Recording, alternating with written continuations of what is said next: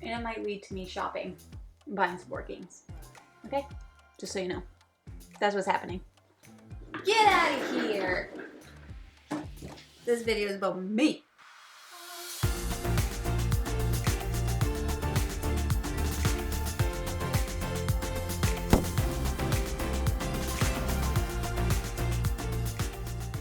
Hello everyone and welcome back to Foster the Meeple, a channel all about board games and board gamey things. Exactly.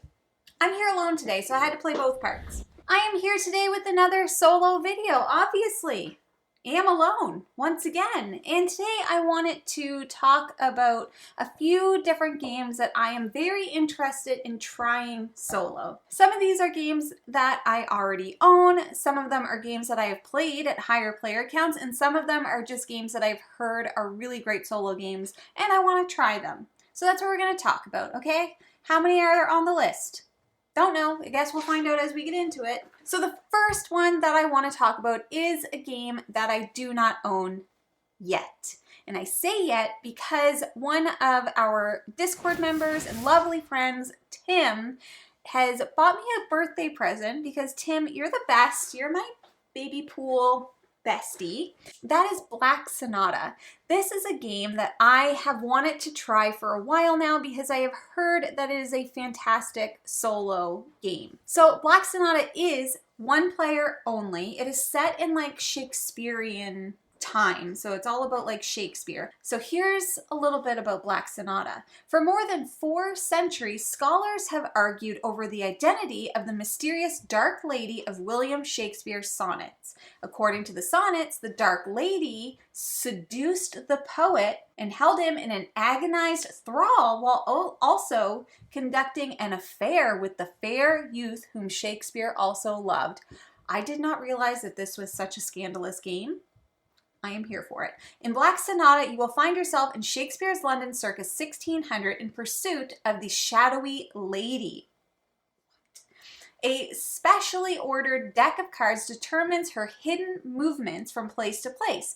You must deduce her location and then intercept her to catch a glimpse and gain a clue to her identity. You will need several clues to deduce her identity, but with each clue gained, the lady becomes harder to track.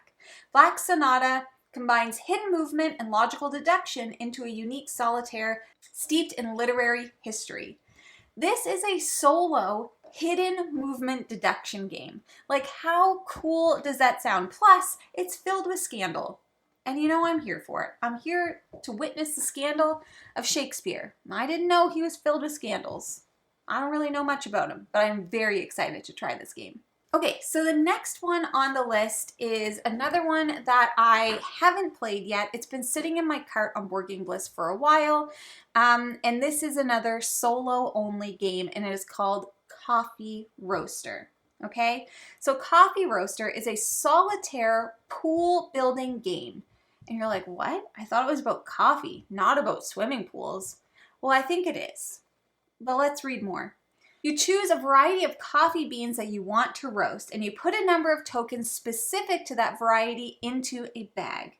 Each turn, you draw a number of bean tokens randomly from the bag to advance your total roast level. When you're finished, you make a cup testing to check the taste of your coffee and score points accordingly. So this game has a little bit of deck building and bag building and pool building. It has memory, it has push your luck, all of those things surrounded by the theme of coffee. And for those who didn't know, I freaking love coffee. I'm drinking it right now. This is McDonald's coffee with s'mores coffee creamer. Because you know what? Sometimes you just gotta have a little s'more in your life. Which just makes me think of Michael Scott in The Office. Ugh, these s'mores are terrible. Michael, those are samosas. Oh, do you think they have any s'mores? That is one that I'm very excited to try and will most likely be ordering at some point in the future. Okay, the next one on the list is a game that I do own but have never played, and it is a solo game called Under Falling Skies. We got this game forever ago. Like literally, I think we would have gotten it 2021 maybe. And basically in Under Falling Skies, it's kind of like an arcade style shooter type of game, like a pew pew pew, like the aliens and spaceships bopping around. Does that make any sense? But I think it's a bit of like a campaign game that involves lots of like dice rolling. So you're doing dice rolling, you're using abilities, you're trying to overcome different objectives in order to move on to the next scenario or whatever. It says your actions are powered by innovative dice placement mechanic. When you choose an action, you are also choosing which enemy ships will descend. Bigger numbers will give you bigger effects, and they also cause ships to descend faster. So you are developing your base, you are shooting up the aliens and spaceships and doing all of this stuff, and it's kind of like an arcade style game.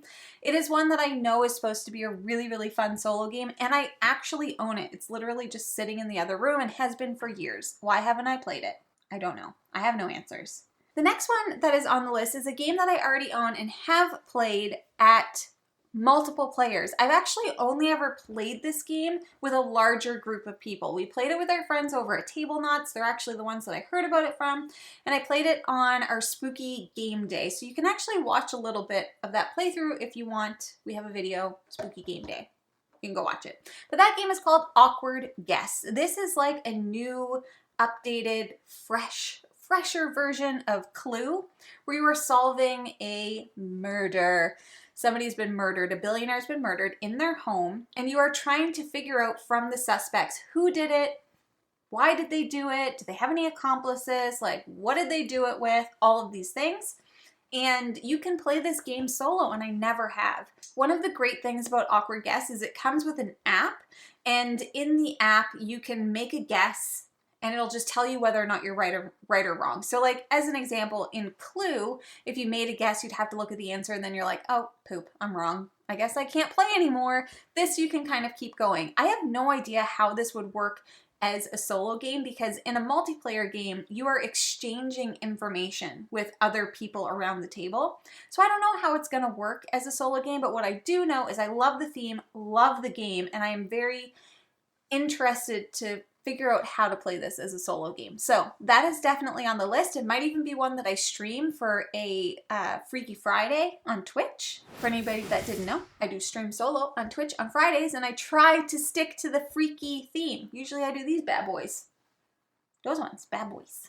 The next game that I would really like to try and to play solo is called The Lost Expedition. This is a game that's been in our Board Game Bliss cart numerous times. It is not a solo only game. It plays 1 to 5 players. It is a co-op game, but what I've heard is I think it plays best solo.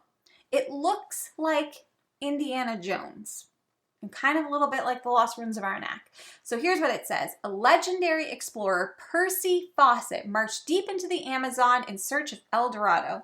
He was never seen again. Your team has gone in search of him, but now you hope to escape the jungle with the greatest treasure of all, your life.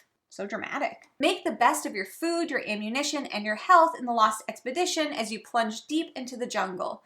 Choose your path carefully to ensure you're ready for the pitfalls that may occur. Play solo or cooperatively to survive the expedition, or play in teams to see which group can escape the jungle first. Ooh, that's very interesting. It says it's a hand management type game. It's giving me like Friday vibes. I have no idea if it's similar to that in terms of how it actually plays.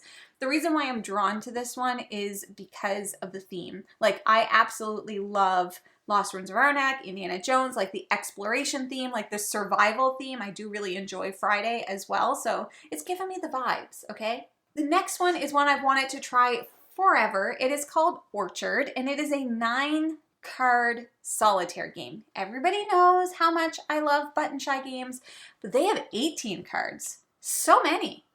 I want to try something with 9 cards. So few cards. I don't even know how you make a game with 9 cards, but apparently you do, and you're building out a little orchard. So this is also in my cart on Board Game Bliss. I desperately want it. I feel like it would be a great travel game. It must, if it's only 9 cards, it would definitely fit on an airplane tray, which we all know is part of my shopping requirements as I'm buying games for when I want to travel. And so that's all I know about it. You're building out an orchard, you got 9 cards, it looks freaking adorable, and I want it. Sometimes that's all you need. The next game on the list is a game that I have played at 4 players, but never at any other player count. And what I've once again heard is this plays best solo. It is a roll and write, and it is called Hadrian's Wall. My friend Jenna over at the Board Game Garden, go check her out. I know that this is one of her favorite solo games, and I have just heard so many great things about playing this solo. This is a very involved roll and write, like she-heavy, okay? Like you're doing a bunch of stuff. There's so many combos. There's so many different things to consider. Like you have to protect your wall, and you got to fight, and you got to do these things, and the drama and the dancing and stuff. Education. I'm just saying things. It's been like nearly a year since we've played it, but this is a game I feel like I should have as a solo gamer because from what I've heard, it's one of the best out there. And I really enjoyed it when we played it. I love combos. I love roll and writes. And so, yeah, let's get into that. The next one for me is one that I stumbled upon because this game is the predecessor of my favorite game of all time, Final Girl. And that is called Hostage Negotiator. So Hostage Negotiator is the same, generally the same system as Final Girl. It is what kind of led to the creation of Final Girl. And we all know that I love it. Now in Hostage Negotiator, the difference is that it's obviously the theme. So you're not playing like a Final Girl versus like a villain, but you are playing like, I believe you're playing as a hostage or a hostage negotiator versus a guy who's trying to kidnap you or somebody. I just assume it's a guy trying to kidnap you, but somebody trying to kidnap you. And because I love the Final Girl system so much, I am so intrigued to play Hostage Negotiator. There are so many different like sets and expansions. I need to try it. I gotta try it. I gotta have it, you know? Got stuff. There are two more that I wanted to touch on quickly. The first one is a brand new game from Shem Phillips, who is the creator of the like Architects of the West Kingdom. So West Kingdom trilogy, North Sea, South Tigris. You've heard of them. Y'all know them. Y'all love them. So this game is literally like brand new, brand spanking new. And from what I have heard, it's just a very, very challenging solo game, but people have been loving it. And so it just obviously makes me want it even more because I'm highly influenced by the things that other people love, apparently. So it says Legacy of You is a solo-only, fully resettable, non-linear campaign game in which you step into the role of the legendary hero of the Xia dynasty, You the Great. It will be your job to build the canals ahead of the impending flood while also defending your growing village against neighboring barbarian tribes. So the story is kind of like developing. It's a solo campaign game, and the mechanics are chaining, deck/bag building, hand management, scenarios, worker placement. It's got a little bit of everything. And once again, what I have heard is that it's very, very, very difficult to win. Last but not least on this list is called For Northwood. This is a small card game that is a solo trick-taking game. I feel like, what do you even need to know more about it? I just want to try it because it sounds so unique. I've never played a solo trick-taking game before. The artwork is super adorable. I know Rodney loves this game. Michelle from Second Stars to the Left loves this game.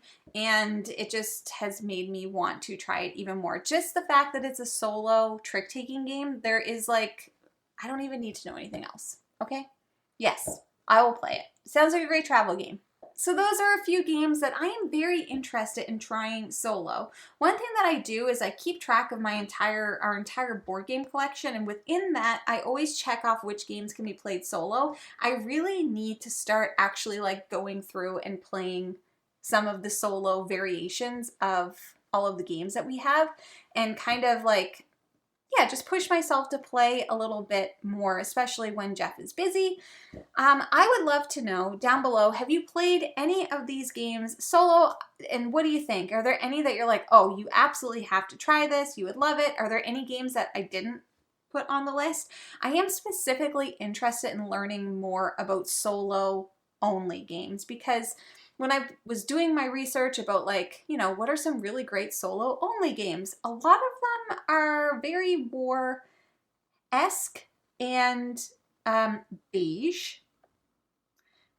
and they're just not cute. So, you know, I'm here for the cuteness. But anyways, it doesn't have to be solo-only, but I'd love some more recommendations, so please feel free to put those below. But that is everything that I have for you today. So if you're interested in buying board games, like any of the many that I mentioned today, you should first start by checking your friendly local gaming store. And for us, that is the Boardroom Game Cafe, who I should probably check to see if they have any of these games. If you enjoy snacks, you should try Munch Pack. We have a $5 off coupon. You can get snacks from all around the world. And I love that. I love that journey. The snacks are always delicious. That is everything that I have for today, so thank you so much for watching. If you like what you see, please subscribe. Hope to see you again soon. And now, I say goodbye. Goodbye! Later days! Later days. That was my Jeff impression. Crushed it.